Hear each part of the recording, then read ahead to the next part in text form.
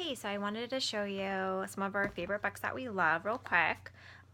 This is called The Tale of Two Beasts, and this is a neat book because there's one situation but two perspectives. So the first part of the book, this little girl tells the story on how she rescues this little beast. But then the second part of the book, the beast talks about how he is actually captured and tortured by this little girl. And so it teaches kids that there can be this situation, but have many perspectives, and not everybody is thinking the same thing. So it's called The Tale of Two Beasts. So that's our favorite. The other one is Jonathan James and the What If Monster.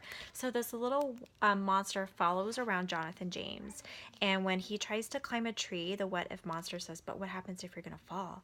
And then when Jonathan James wants to try some new food, the What If Monster says, but what happens if you hate that? And so at the end of the book, though, Jonathan James finally becomes brave enough to tell the What If Monster, what happens if I climb the tree and I have a lot of fun? And what happens if I eat this food and it becomes my favorite? And what happens if I meet this new friend and this friend becomes my very best friend? And so it teaches kids not to be fearful and what can happen, all the good things that can happen when you're not afraid. So this is our favorite one. What's Inside Your Body? Of course, I wanted to get this one with being a nurse, but it talks about the different systems and body parts. And one of the kids' favorite is the digestive system, because the man or this person, whoever, eats a pear, and you can watch the pear go through the digestive system. And then at the end, there's poop. And so there's little flaps inside that they can lift up and see, and discover what's really happening in their body. It's upside down. There you go. So I love that one. Nibbles is this cute little book monster, and Nibbles eats his way through Goldilocks and the Three Bears and changes up the story. And he also eats through Jack and the Beanstalk, and so there's also little flaps and stuff. And there's books with inside books.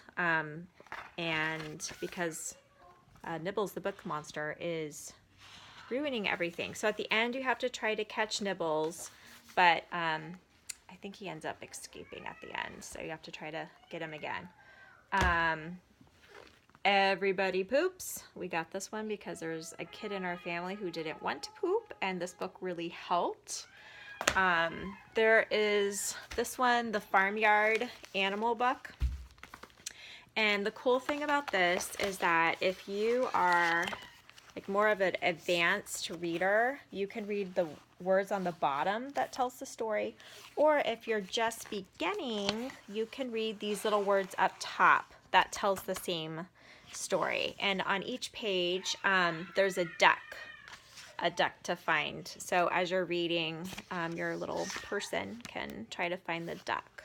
So we like that one. And then I'll just show you one more.